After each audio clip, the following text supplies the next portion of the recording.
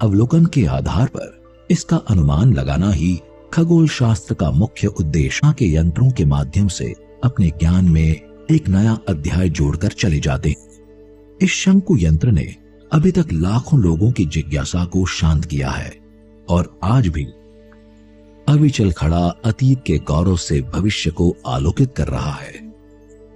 इस शंकु यंत्र से सूर्य के उत्तरायण अथवा दक्षिणायन होने की स्थिति ज्ञात होती है। इस यंत्र के मध्य में एक शंकु लगा हुआ है जिसकी छाया उस पर बनी 7 रेखाओं पर पड़ती है। यह रेखाएं 12 राशियों को प्रदर्शित करती है। इन रेखाओं पर पड़ने वाली शंकु की छाया से 22 दिसंबर वर्ष के सबसे छोटे दिन, 21 मार्च और 23 सितंबर दिन रात बराबर और 21 या 22 जून को वर्ष के सबसे बड़े दिन का पता चलता है। शंकु की छाया के माध्यम से कोई भी सूर्य के कोण की ऊंचाई और जेनिथ डिस्टेंस निर्धारित कर सकता है। इतना ही नहीं, शंकु यंत्र के माध्यम से सौर भूमध्य रेखा, कर्क रेखा, मकर रेखा, उत्तरी गोलार्ध, दक्षिणी गोलार्ध, उत्तरायण, दक्षिणायन और 12 राशियों में सूर्य की स्थिति का अवलोकन किया जा सकता है। कहने को जीवाजी वेधशाला के ये यंत्र निर्जीव है, लेकिन अगर ध्यान से देखें तो ये चुपचाप कितनी बातें बोल जाते हैं। सुनिए कभी इन यंत्रों के माध्यम से हमारे अतीत और भविष्य की कहानियां और विस्मित होते रहे। इनकी वैज्ञानिक आकाश गंगा में अनगिनत ग्रह और उपग्रह हर पल अनंत यात्रा करते रहते हैं। यह कल्पना करना थोड़ा कठिन है कि धरती पर किसी एक स्थान से इन ग्रहों का सटीक स्थान निर्धारण किया जा सकता है, लेकिन हमारी प्राचीन और गौरवशाली वैज्ञानिक परंपरा ने इस कठिन कार्य को संभव किया, और वो भी 18वीं शताब्दी में। उज्जैन की जीवाजी वेधशाला का यह नाड़ी वाला यंत्र इस तथ्य का प्रतीक है कि मानव दृष्टि समय को पार कर सकती है। आकाशीय भूमध्य रेखा की धरातल पर बने इस यंत्र के 2 भाग हैं, उत्तरी भाग और दक्षिणी भाग। इससे हम ये स्पष्ट रूप से देख सकते हैं कि सूर्य उत्तरी गोलार्ध में है या दक्षिणी। 6 माह यानी 22 मार्च से 22 सितंबर तक जब सूर्य उत्तरी गोलार्ध में रहता है तो इस यंत्र का उत्तरी भाग प्रकाशित रहता है, और बाकी 6 महीने यानी 24 सितंबर से 20 मार्च तक जब सूर्य दक्षिणी गोलार्ध में रहता है तो इस यंत्र का दक्षिणी भाग प्रकाशित रहता है। इन दोनों भागों के बीच में पृथ्वी की धुरी के समांतर लगी कीलों की छाया से उज्जैन का स्पष्ट समय ज्ञात होता है। नाड़ी वलय यंत्र यह पता लगाने में भी मदद करता है कि कौन सा ग्रह या नक्षत्र वर्तमान समय में उत्तरी भाग में और कौन सा दक्षिणी भाग में। यदि कोई ग्रह यंत्र के उत्तरी भाग के गोल किनारे से दिखाई देता है तो इसे उत्तरी गोलार्ध में माना जाता है, अन्यथा ग्रह को दक्षिणी गोलार्ध में माना जाता है। चौंकिए मत, यह यंत्र अभी भी पूरी तरह से सटीक काम करता है और अब आपको मंत्रमुग्ध करने के लिए तैयार है। प्राचीन विज्ञान के इस चमत्कार को देखना और अनुभव करना ना भूलें।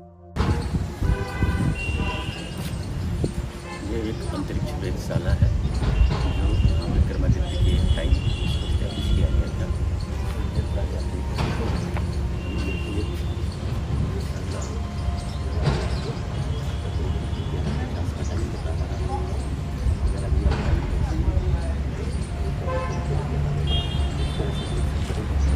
इसकी डेकोरेशन उस जमाने में कितनी अच्छी है, तो अभी आपको मैं विजिट करके दिखाऊंगा, करेंगे तो अच्छा लगेगा।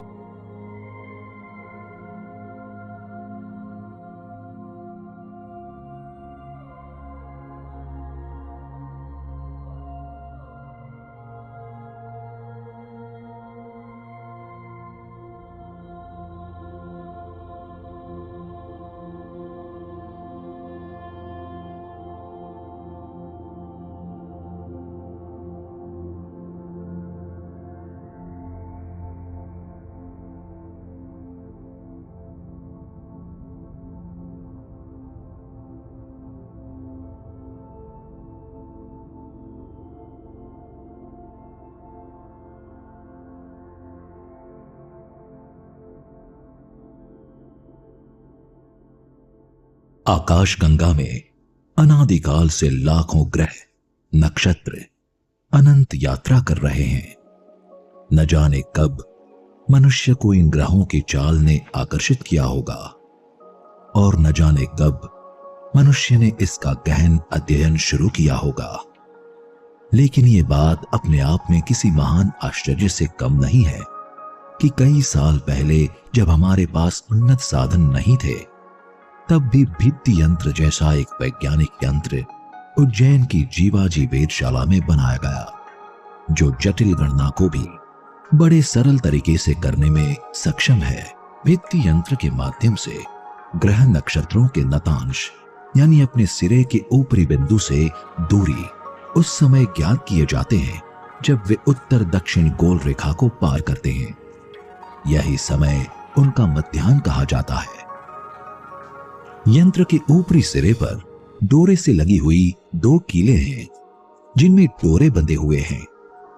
जिस ग्रह अथवा नक्षत्र को देखना हो, वह यदि पूर्व पश्चिम बिंदु तथा ख मध्य को मिलाने वाले गोल रेखा से दक्षिण भाग में हो तो दक्षिण की, तथा उत्तर भाग में हो तो उत्तर की कील का प्रयोग किया जाता है। भित्ति यंत्र का उपयोग करने के लिए आपको अपनी नजर को डोरे पर रखना होगा और आकाशीय पिंड के पारगमन के समय इसे आगे या पीछे की ओर ले जाना होगा। जब ग्रह नक्षत्र उत्तरी या दक्षिणी गोल रेखा को पार करें तो डोरे को अपनी आंख के साथ दीवार पर ऐसी जगह कीजिए जिससे पार जाने वाला ग्रह या नक्षत्र कीले की छाया की सीध में दिखाई दे। सफेद गोल पट्टी पर डोरे के स्पर्श पर अंकित अंक ही है उस ग्रह का नतांश। ये जटिल उपकरण विज्ञान का आविष्कार है, लेकिन इसको कार्य करते देखना किसी कला के दर्शन से कम नहीं। हमारे देश के प्राचीन ज्ञान के इस अद्भुत संगम को देखना ना भूलें।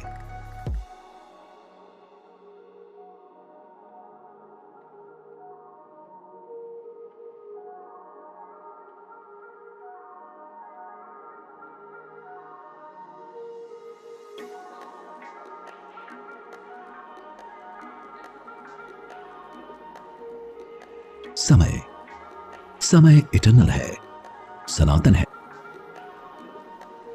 जब घड़ियां नहीं थी तब भी समय था, या यूं कहें कि जब समय शब्द प्रचलन में नहीं था तब भी समय था। एक अटूट रिश्ता है समय और सूर्य का। कहते हैं सूर्य एकमात्र प्रत्यक्ष देवता है। सूर्य हमें प्रकाश देता है और इसी बात का प्रमाण देता है उज्जैन की जीवाजी वेधशाला का यह सूर्य यंत्र, जिसे सम्राट यंत्र भी कहते हैं। आकाश में सूर्य की चाल से दीवार पर पड़ने वाली छाया जिस निशान तक पहुंचती है, उससे हम उज्जैन का स्पष्ट स्थानीय समय जान सकते हैं।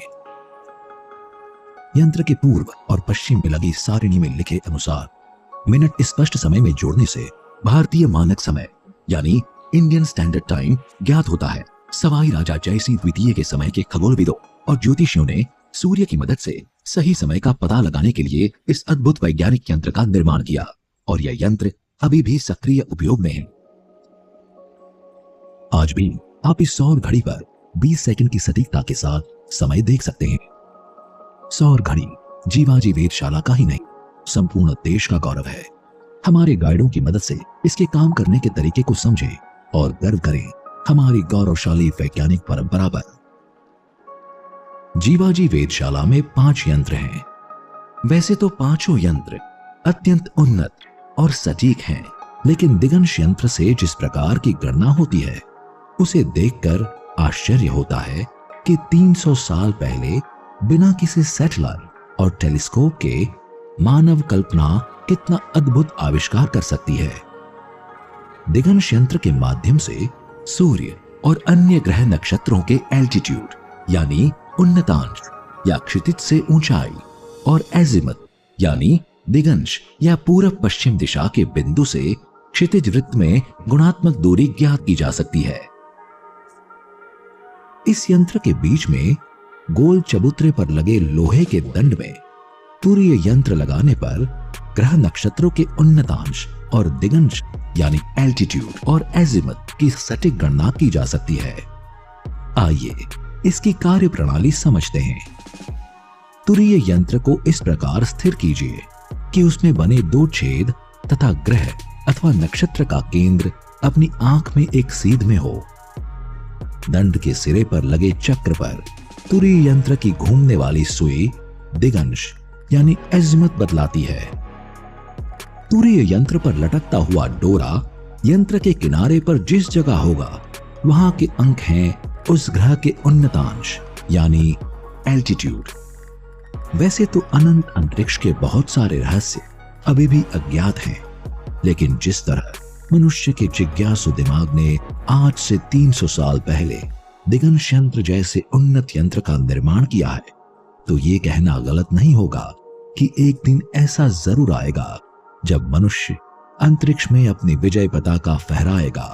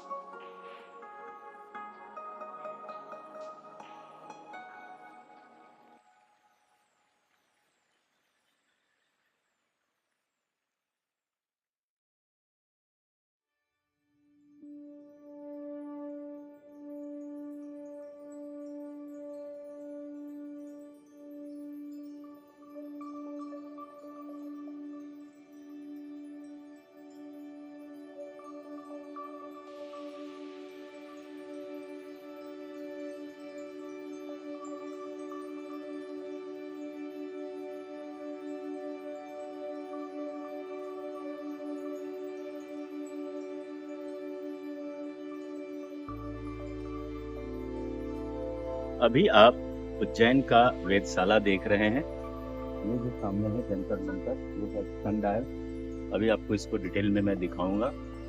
आप देख सकते हैं कि उज्जैन पुराने ज़माने में हमारे सनातन धर्म के अंदर एक बहुत बड़ा रिसर्च एंड डेवलपमेंट सेंटर था, जहाँ पर प्लानेटरी सिस्टम, ज्योतिषी, ग्रह नक्षत्र, उनके चाल, उनके प्रभाव, उनका कैलकुलेशन, तो एक बहुत ही उन्नत किस्म का साइंस हमारे पास था, जो over a period of time वो विलुप्त हो गया है।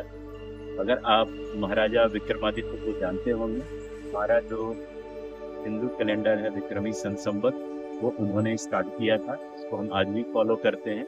अगर आप उसको डिटेल में जाएंगे तो आपको पता चलेगा कितनी एक्यूरेट कैलकुलेशन उस जमाने में बिना किसी आधुनिक यंत्र के वो। तो भी आपको मैं लेके चलता हूँ, दिखाता हूँ कि किस तरह से उन्होंने अपने वर्षों ग्रह नक्षत्र को स्टडी किया और इसको डॉक्यूमेंटेड किया।